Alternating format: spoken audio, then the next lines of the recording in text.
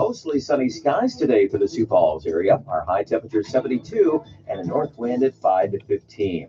A little cooler for tonight. We're going to drop back to 45 in the Sioux Falls area. Clear skies expected. Good morning and welcome to the Greg Belfrage Show. It's great to be with you. I'm racing like a madman this morning trying to get everything put together. So just getting ready to get underway. Thanks so much for being here. When you want to feel plugged into the community, keep it on. And here we go. News Talk 1320, 107.9, and Kello.com.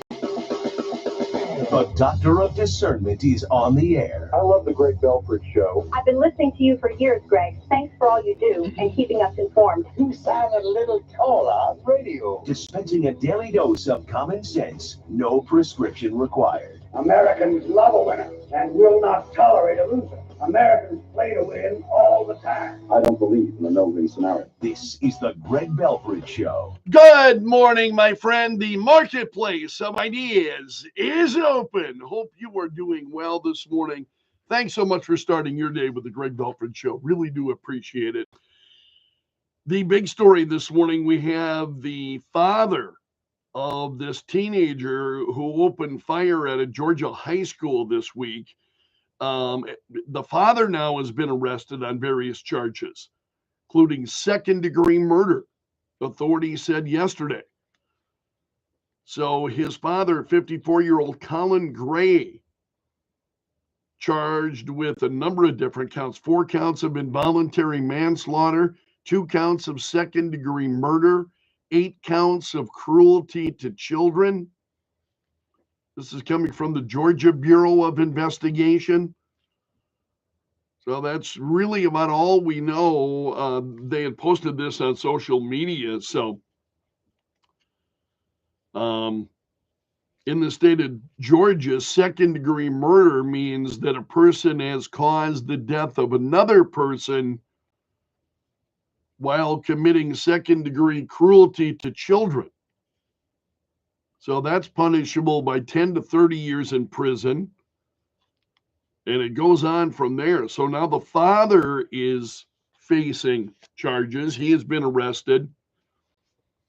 And his mugshots are out there.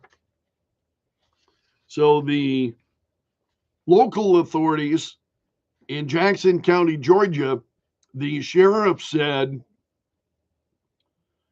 that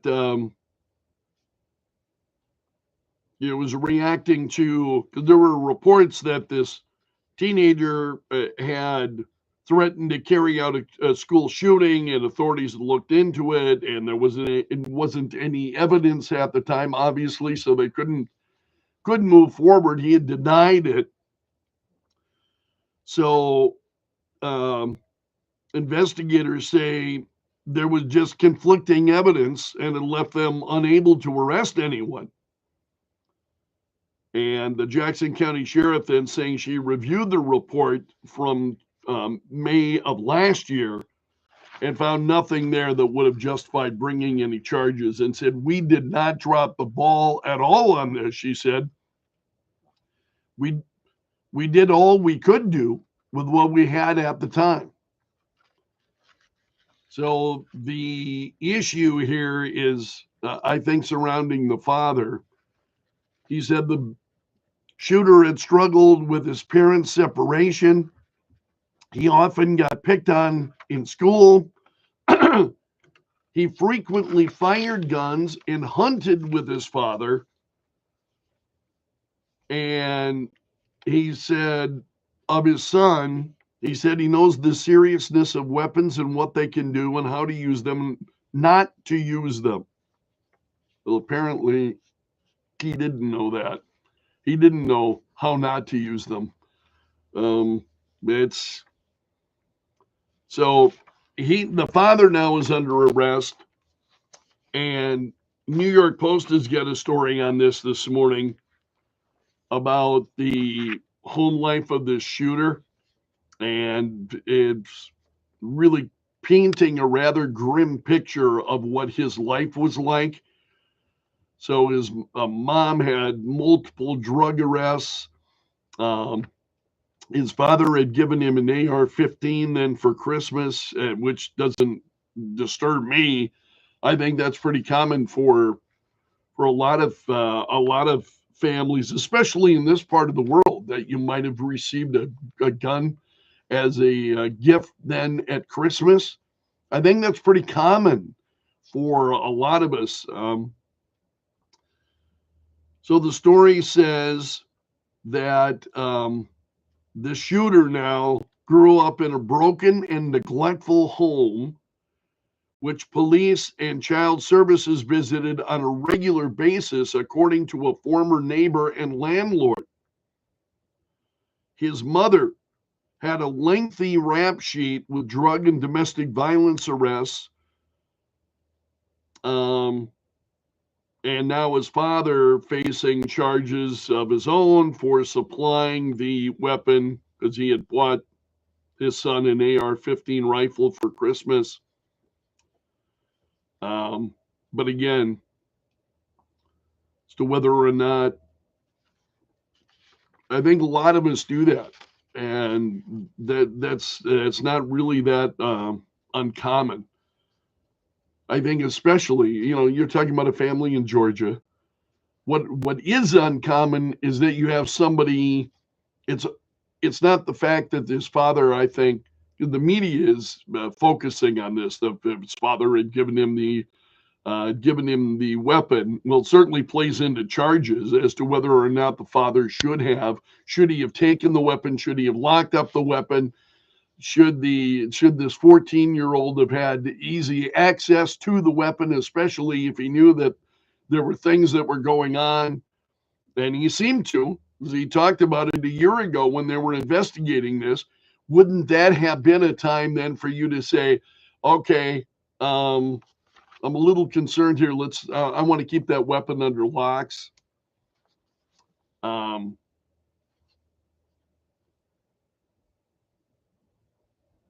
This is, again, these comments are coming from Lauren Vickers, lived next door to the Grays in Jefferson, Georgia. Said there were problems immediately when the Grays and their 3 children moved into the neighborhood. There were nights where the mom would lock him and his sister out of the house. They would be banging on the back door, just screaming like, "Mom, Mom, Mom," and crying. It was absolutely devastating, she said. She said sometimes he would, their youngest child would come to her backyard asking for food. That's just crazy. So the father now being arrested, and she said, again, this is Lauren Vickers, who had lived next door to the Great family, saying that of the kids, no clean clothes. I'm not exaggerating. It was constant abuse, she said. It's very, very sad. Gray's maternal grandfather told CNN that he was just a good kid who lived in an environment that was hostile. His dad beat up on him. I mean, I'm not talking about physical, but screaming and hollering. And he did the same thing to my daughter. He said the boy didn't show any outward anger issues, but definitely was affected by his upbringing. So you've got people, neighbors, and so on who are saying these kinds of things, folks who have known the family. It's not a surprise, I think, this morning that we're seeing charges now being filed against the father in this case. So he's been charged with murder, manslaughter, child cruelty. In addition to 2 counts of second-degree murder, he was also charged with 4 counts of involuntary manslaughter, 8 counts of cruelty to children. And he was arrested yesterday. And this is coming from the director of the Georgia Bureau of Investigation, Chris Hosey, said Anytime something like this happens, I think you can only imagine what the impact and the effect is on the entire community. And Jose said this is a very difficult time, as we know, for students and parents. And so many students and parents here in this county and around this state are afraid. You have all likely seen reports of incidents of other students making threats today at various schools around our state. In each of these incidents, police law enforcement took charges, they made arrests, acted very swiftly as we take incidents like this very seriously across the state. That's, again, troubling. So something like this happens and then you have an increase of it. Jose encouraged the community to come together and remain vigilant in the wake of the shooting. He said, this is a time for all of us as a community and a state to come together and remain vigilant.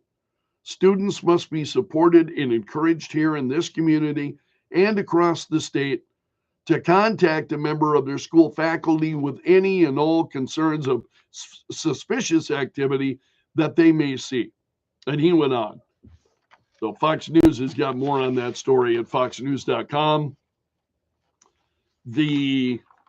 It's absolutely, I think, when you've got now other students who are making threats at various schools around Georgia now as a result of this, really kind of unfortunate. We wouldn't have seen that, I think, a number of years ago. It's unfortunate. It's heartbreaking that we put up with so many of these school shootings. Honestly, very, very heartbreaking to see this. But one of the things that you really didn't see after something like this would happen is then others who were in there and, start making threats, and that's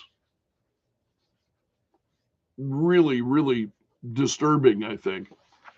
So that's a very big story this morning.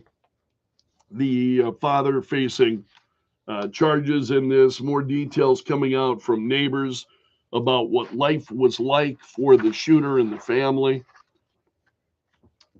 Other big stories this morning: Hunter Biden pleading guilty to federal tax charges yesterday. Well, Hunter Biden pled guilty to all 9 federal tax charges that he faced. This was yesterday morning after I was off the air, and actually it was getting closer to noon as this story was actually breaking yesterday. So the judge at the last minute, because there were reports initially yesterday as I was following this, that the judge was not going to accept this plea deal, what was going on with Hunter Biden pleading guilty, and it wasn't going to accept that. And I wasn't entirely clear as to why that was. And I was just seeing headlines, and I thought, well, I'm going to have to look into this in more detail. Well, at the last minute, then the judge accepted the plea change. So jury selection was supposed to get underway yesterday in Los Angeles. And Biden had initially offered an arrangement called an Elford plea, where he would formally admit guilt while still maintaining his innocence and accept the judge's sentence, whatever it might be. But prosecutors had objected to that. And that was the story that was early yesterday, or I should say late yesterday morning. That's kind of where it stood, where he was wanting to plead guilty, and he would admit guilt. But how do you admit guilt while retaining your innocence? I mean, I don't understand the legal twist there, where you would be able to say, okay, I'll accept guilt here, but I'm still innocent. What? I mean, So anyway, Biden released a statement. Now, again, this is Hunter Biden. He said, like millions of Americans, I failed to file and pay my taxes on time. For that, I am responsible. As I have stated, addiction is not an excuse, but it is an explanation for some of my failures. At issue in this case, when I was addicted, I wasn't thinking about my taxes. I was thinking about surviving, he said. So he's pleading guilty, and the judge accepted this. So where this goes from here, Hunter Biden's attorney, Abby Lowell, said in a statement that Biden's decision to plead guilty was hinged on his desire to protect his family. And he said the prosecutors are trying to exploit his family's pain during the Delaware case, and we're planning to do it again in California for this trial, he said. So Biden said he went to trial in Delaware not realizing the anguish that it would cause his family. And he said, I will not put them through it again, he said.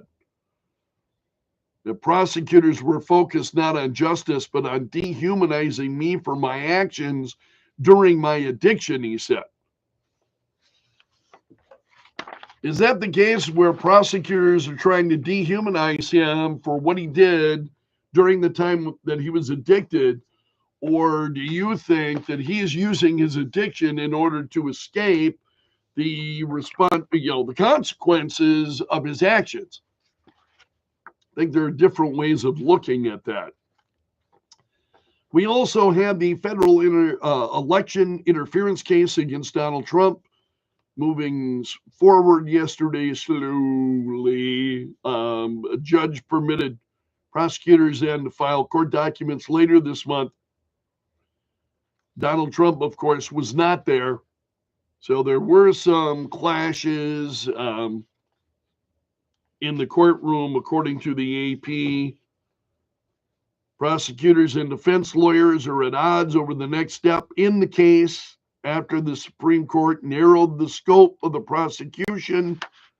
So we'll see. That's continuing to move forward very slowly. Also, there are stories this morning, and you'll find these mostly from left-wing media sources. And I'll go to Axios. This will be an example for you. Axios reporting conservative media is facing a rare moment of introspection rocked by a series of scandals that have drawn new scrutiny to the right's favorite influencers. They say at the center of the firestorm is Tucker Carlson, who has drawn sustained backlash for hosting a guest on his podcast who called Winston Churchill the chief villain of World War II. This is a man by the name of Daryl Cooper who's got ideas that I don't think are worth repeating, but Tucker Carlson's his own man. I mean, people have different thoughts out there. There's a lot of them. And this goes on. The Justice Department revealed an indictment yesterday accusing Russia of a scheme to pay right-wing influencers to unwittingly spread propaganda ahead of the election. I just want to let you know, I just want to be very forthright. The only money that I accept comes from my employer. Nobody else is paying me for anything I'm saying, only my employer. So, story goes on to say pro-Trump content creators Tim Pool. Now, these may be names that are not familiar to you. And to some of you, these are names that are very familiar to you, depending on how much how much of this kind of thing you follow. So Tim Pool, Benny Johnson, and Dave Rubin were among those who DOJ says were deceived by Tenay Media, it's a company based in Tennessee, covertly funded by Moscow.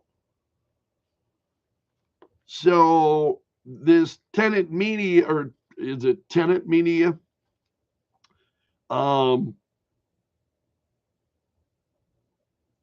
It was founded by Canadian activist Lauren Chen, she and her husband, and she is has frequently attacked Trump from the far right, and she was on Blaze Media. Well, Blaze Media fired her, and they say the fissures. This is between the lines now. This is Axios. The fissures in MAGA's media machine aren't simply a product of Russian disinformation, and they didn't appear overnight. And then they talk about Candace Owens, who I have thought for a long time. I'm like, wow, man, she is off her rocker. There are some others that that's my perspective. I mean, I was listening and hearing some of the things that she was saying, and it's pretty outrageous. How much do you follow some of these folks and what's happening, and what is it that these conservative, now again, largely these are what you would call social media influencers, right? That's where their audience is, on social media, versus shows like this one where the audience is those who are listening, and so on. So it's a big story, especially in the political world. And I don't know how much we'll touch on it here. We will touch on it in the fourth hour of the Greg Belfrage Show, coming up on Facebook and YouTube at 9:30 this morning. So that's a quick look at the big stories. Great to have you along. Currently, we've got fair skies in 48 at Kello. This hour of the Greg Belfrage Show brought to you by the Window Shop of Mitchell, offering custom windows starting at $99 a month. Weeknights 5 to 8. Kello News Talk. Yeah, that social media story and what's happening, pretty crazy. And part of what I think you see, especially if Axios is picking up a story and you get all of these left-wing media outlets, that's where you're finding the story, is in left-wing media outlets who are pushing this. And I wonder if it's more about just trying to discredit all of these people than it is about, here we go, it's Russia involvement and getting money. And if you're a business owner, or if you know a business owner, okay, where are we at? At Bank West, we understand that your company's operating account is one of your most important financial tools. That's why we've added free fraud protection services to our basic business and business checking. And we'll even give you a cash bonus to open your account. Shouldn't your company have the benefit of an operating account this good? Find out how you can get more for your money at Bank West. Okay. Did you know your life insurance is an asset? I'm Jay Jackson, CEO of Abacus Life. For almost 20 years, Abacus has been purchasing life insurance policies for seniors. Coming up, we'll run down stories that are trending this morning at Belf's News Gallery. That'll be coming up here shortly.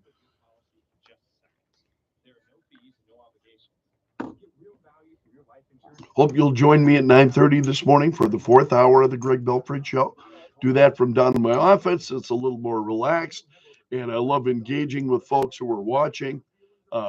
Whether you watch via YouTube or watch via Facebook, because I post it on both of my accounts there, both YouTube and Facebook.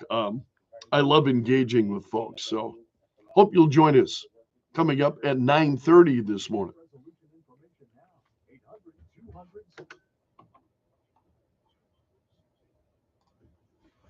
6:30, Fair skies, 48 currently at Kello. Joe Bowman is in the Kello.com News Center. Coming up, police in Sioux Falls are investigating the death of a woman following a shooting. Also, a longtime downtown Sioux Falls tattoo and piercing shop getting kicked out. Joe will have the details coming up here at Kello. Boy accused of killing 4 people at his high school in Georgia appears in court this morning facing murder charges, and now so does his father for knowingly allowing his son to possess that weapon. Colin Gray, 54 years old. He is the father of the suspected school shooter in this case, and now the father faces charges of second-degree murder, manslaughter, and cruelty to children. Fox's Steve Harrigan. The NFL season kicks off with the Super Bowl champion Kansas City Chiefs beating the Baltimore Ravens 27-20 by inches. With the Chiefs up a touchdown, Ravens quarterback Lamar Jackson led his team down the field in the final 2 minutes. And the 2-time MVP appeared to connect with tight end Isaiah Likely in the end zone for a touchdown with no time remaining on the clock. But after review, the call was overturned as Likely's toe was out of bounds. Fox's Joe Morgan. The monthly jobs report comes out at 8:30 Eastern. America's listening to Fox News.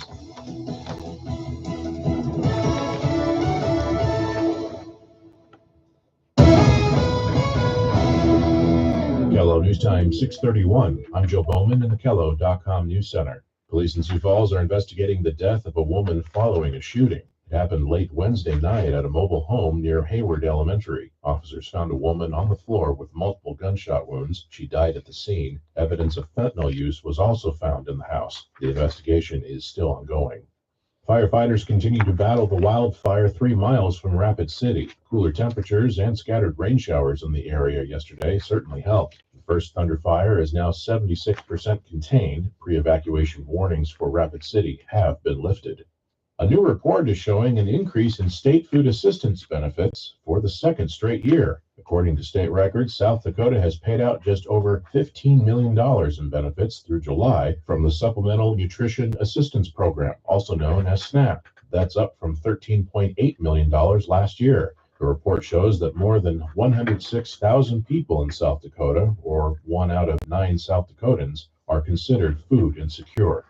A longtime downtown Sioux Falls tattoo and piercing shop is getting kicked out. Vishnu Bunny Tattoo and Piercing has been forced to relocate after 13 years at their Phillips Avenue location. According to the shop's Facebook page, the building was bought out from under them and the new owners want something else there. The post added that they're unsure where the new location will be. In sports, the Coyotes and Jackrabbits will be back on the gridiron tomorrow. South Dakota travels to Madison to face the University of Wisconsin Badgers tomorrow at 2:30. South Dakota State will take on Incarnate Word in Brookings tomorrow night at 6. In the American Association playoffs, the Canaries are in Winnipeg for Game 2 in the best-of-3 series against the Goldeyes tonight at 7. From the Kello.com News Center, I'm Joe Bowman. The news never stops. Kello News Talk 1320 107.9. A pleasant weather day ahead. Our high temperature nearing 72 today. Mostly sunny skies, north wind at 5 to 15. For tonight, mainly clear and cooler, low temperature 45. Tomorrow we'll rebound back to 73 in the afternoon with a light south wind and close to 80 on Sunday. From the Storm Center at Kettleland TV, I'm meteorologist Brian Karstens. The Sioux Empire's most talked about talk shows are right here. Kello News Talk 1320, 107.9, and Kello.com. We're hearing from the first groups of students whose schools over the summer banned smartphones, and the reaction is not what most expected. I'm Kim Commando for ExpressVPN. Secure your online data today by visiting expressvpn.com/Kim. Florida and Indiana were the first states to ban student cell phones in classrooms. Parts of California have followed, and New York is about to, along with Minnesota, Ohio, Virginia, Arizona, Utah, Washington State, Rhode Island, and Oklahoma. Now that school is in session, here are the typical student reactions. Improved focus, more family time, more real person-to-person interactions. And this one is especially important, less anxiety. That's a direct result of less smartphone addiction. School administrators expect to see less bullying too. 46% of all teens say that they're on their smartphone, quoting now, almost all day.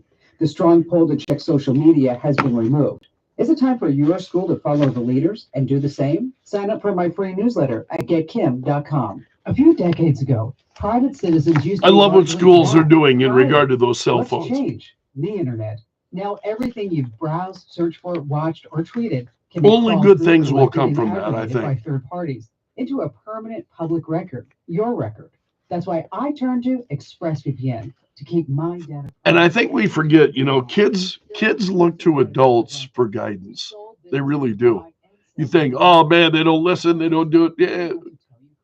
They are looking for rules. ExpressVPN reroutes your connection through an encrypted server.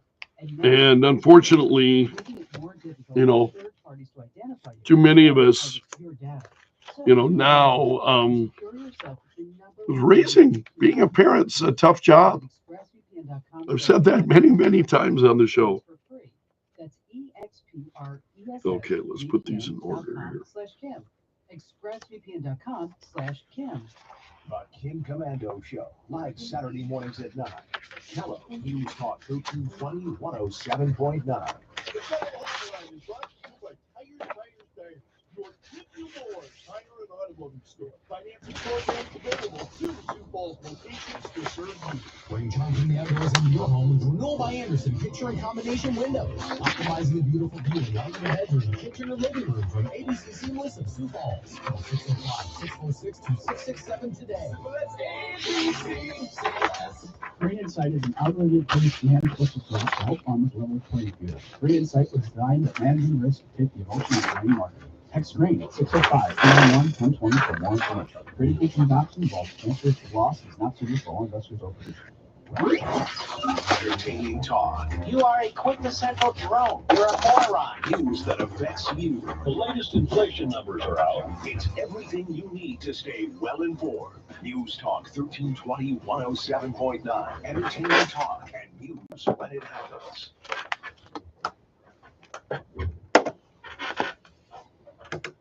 Quick word from my friends at Washington Crossing. Are you ready to enjoy retirement your way? Well, Washington Crossing, that's exactly what you do, what you can do. You'll find a vibrant community. It's designed to make life easier and more fulfilling. The living spaces there are just beautiful. They've got a variety of daily activities. Meals are prepared with care at Washington Crossing, and there's always something to look forward to.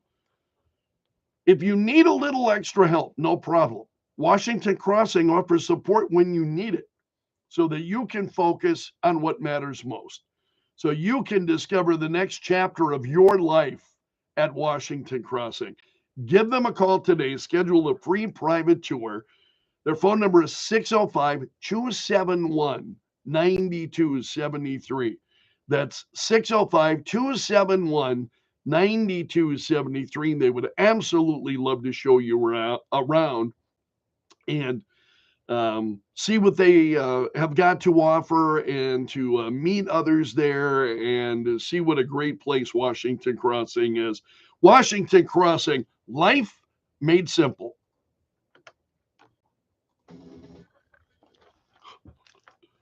I got caught by surprise there.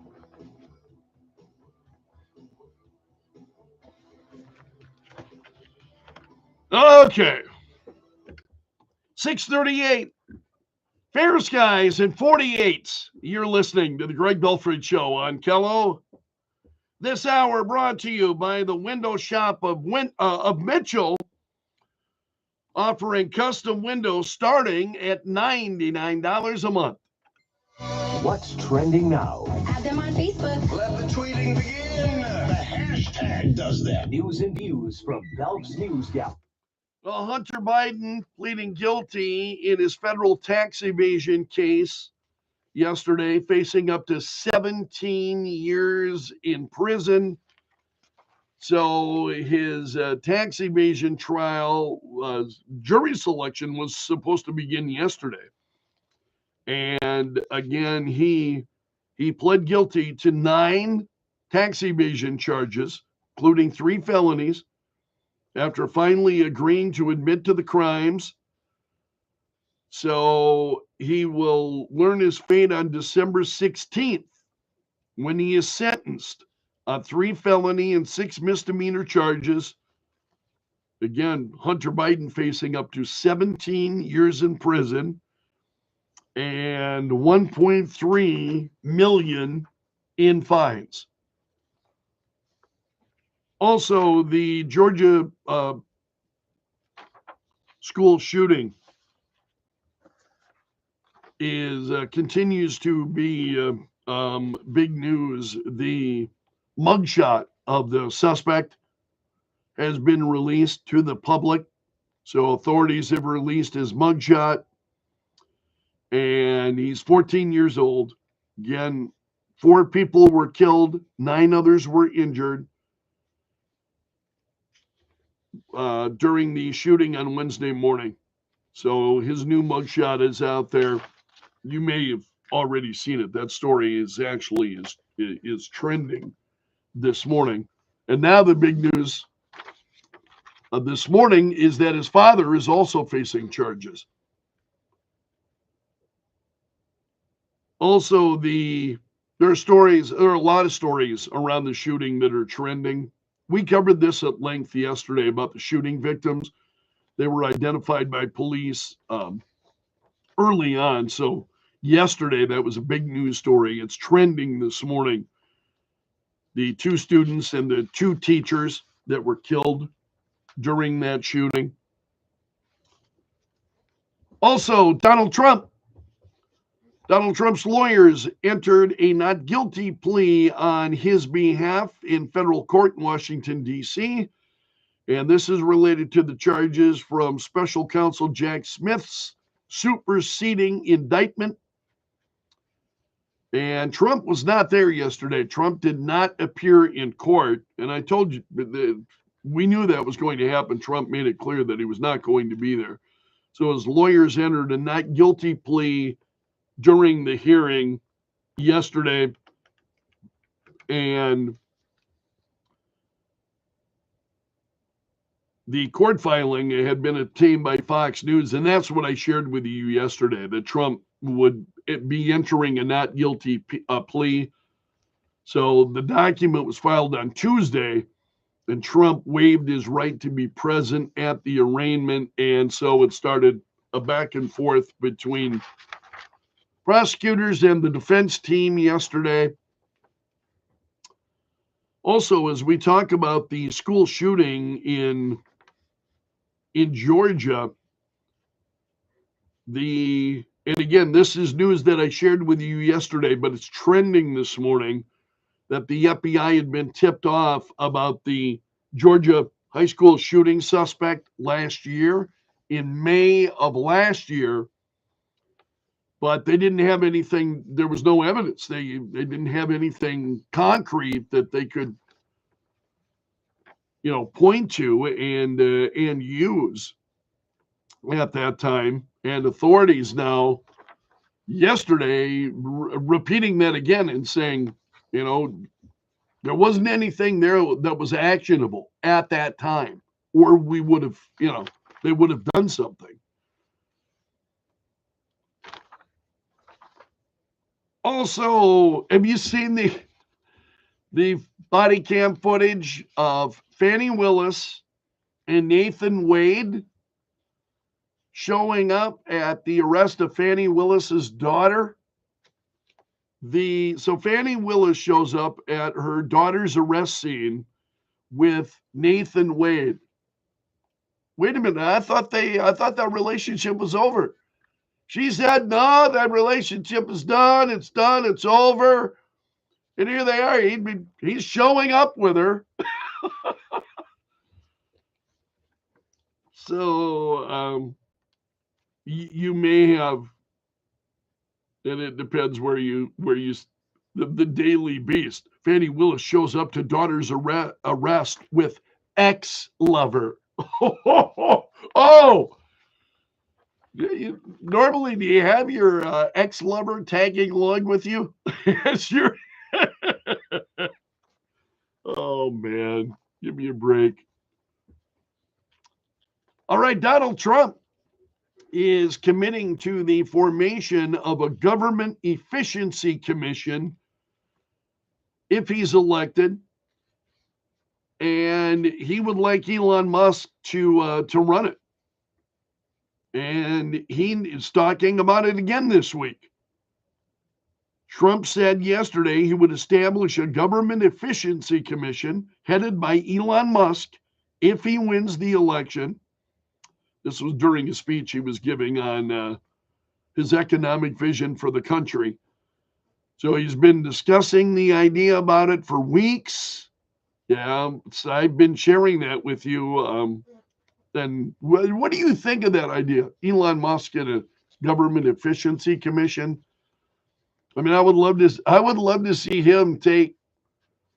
He's running the government efficiency commission. I would love to see it operating like it did with Twitter and X. You know, all these people. Yep, sorry. Yeah, here's you're done. As you know.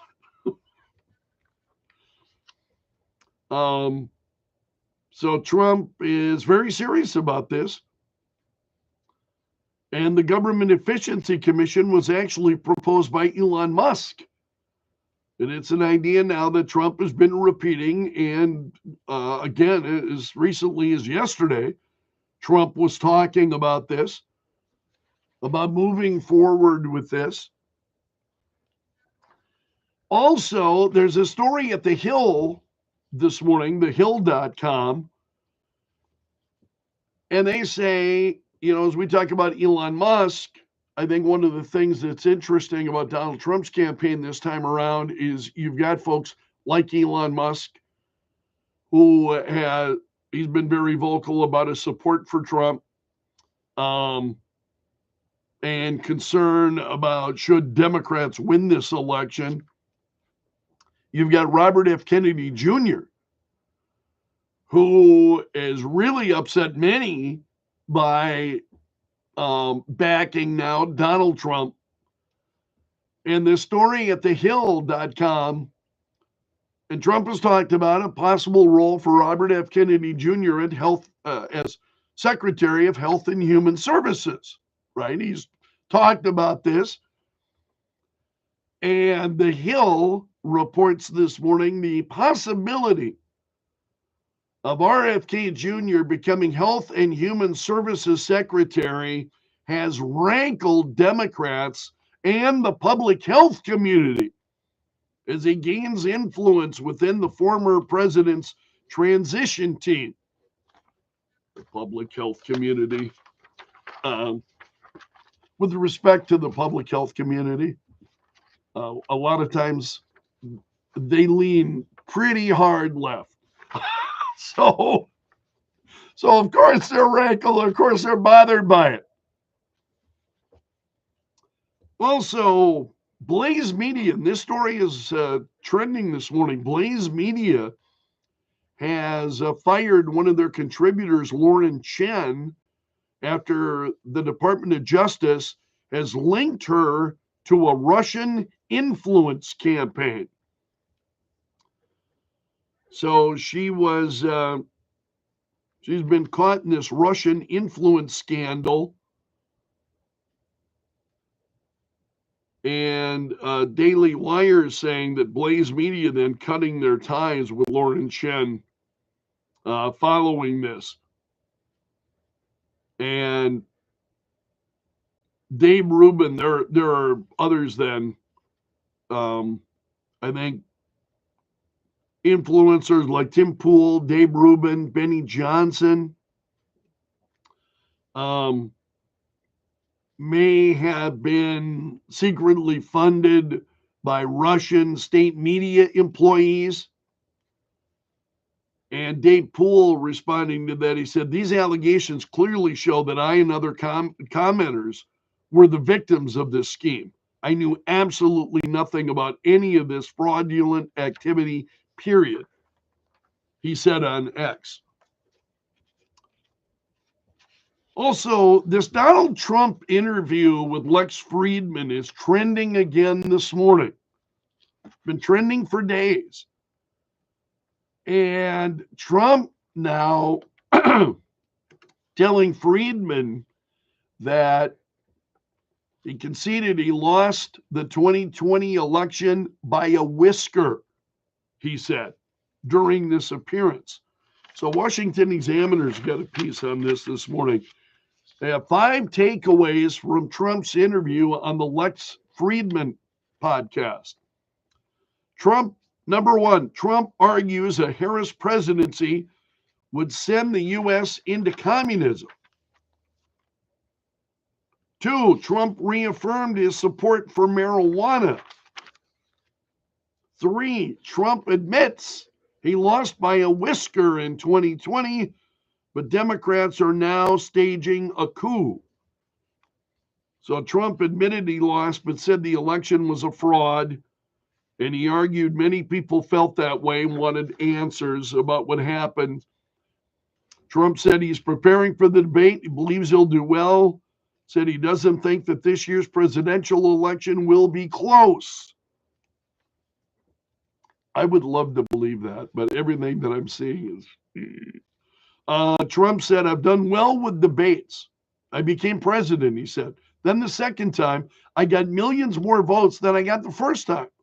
So I was told if I got 63 million, which is what I got the first time, you would win. You can't not win. And I get millions more votes than that and lost by a whisker, Trump said. Number 4, Trump open to releasing information on UFOs and Jeffrey Epstein's client list, Trump said during this interview. This issue of UFOs keeps coming, and Jeffrey Epstein, I understand why that keeps coming up. But the issue of UFOs, very interesting to me. And then Trump eased up on Joe Rogan because he and Joe Rogan had been feuding regarding RFK Jr. because Robert F. Kennedy Jr. had been on the Joe Rogan Experience. And Rogan, then, you know, the connection between him and Trump is UFC. Trump appears at a lot of UFC events. And Rogan, of course, is a UFC commentator. And so Rogan had endorsed Robert F. Kennedy Jr. And so during this interview, Lex Friedman said he called Trump's True Social post about Rogan a bit unfair. And he said he wants Trump to go on Rogan's podcast. So Trump admitted sometimes he regrets his posts on social media, but not often. And between him and Rogan, he said, I don't think there was any tension. I think he's good at what he does, but I don't know about doing his podcast. So in other words, he doesn't know whether he would actually appear on Joe Rogan's podcast. Do you think he should? That's an interesting question. Should Donald Trump appear on Joe Rogan's podcast? Which I know I've got some listeners who, you know, are big Joe Rogan fans. Well, what would you think about that? I would drop me an email because I would love to hear from you. Greg.Belfrage@KELO.com is my email address. Greg.Belfrage@KELO.com. Also, other stories trending this morning. Donald Trump proposing a 15% corporate tax rate. So let's go to Fox News, see what they're reporting on this. This was a major economic address in New York yesterday. And Trump announced his plan to cut the corporate tax rate to 15% and create the Government Efficiency Commission we were just talking about, led by Elon Musk, he hoped. And Trump was joking like about Elon Musk, you know, he got a lot of time on his hands. Trump was joking. He went on to say Elon Musk is incredibly busy. If we can get him, I would love to have him do this. And Trump said, I'm here today to lay out my plan to rescue our country from this nightmare and bring back to its citizens the American dream. Bigger, better, and stronger than ever before, he said. Said he fought for American workers like I would fight for my own family. I took care of our economy like I would take care of my own company in every decision. I asked, will I create jobs here or will I be sending jobs overseas? Will it make America richer and stronger or will it make our country weaker and poorer? I always put America first every single time. And when our country was hit by the China virus, we saved the economy. We rescued tens of millions of jobs. And he goes on to talk about it at length. Also, Kamala Harris is raising a lot of funds. She raised $300 million in August, more than doubling the amount that Trump raised. Trump raised $130 million. Kamala Harris raised $300 million. And also Russia's Vladimir Putin backing Kamala Harris over Trump in the presidential election this week, saying, we will support her, he said, and he cited her infectious laugh.